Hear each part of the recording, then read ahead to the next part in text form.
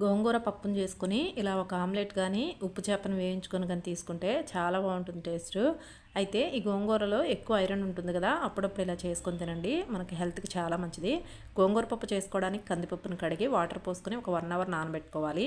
ఇప్పుడు 2 గుప్పెళ్ళు గోంగూరని నీట్గా కడిగి పప్పులోకి వేసుకొని సన్నగా కట్ చేసుకున్న ఆనియన్స్, పచ్చిమిర్చి, టమోటాలు వేసుకోవాలి. అలాగే పసుపు, కారం కూడా వేసి వాటర్ పోయాల్సిన అవసరం లేదు, ఆల్రెడీ వాటర్ ఉన్నాయి కాబట్టి మూత పెట్టేసి స్టవ్ మీద పెట్టుకొని మీడియం ఫ్లేమ్లో 5-6 విజిల్స్ రానివ్వాలి. ఇప్పుడు ఇందులోకి రుచికి సరిపడినంత సాల్ట్ని వేసుకొని పప్పు గుత్తుతో మెత్తగా ఎనుపుకున్న తర్వాత పప్పు చిక్కగా ఉంటే కొన్ని వాటర్ని పోసుకోవచ్చు.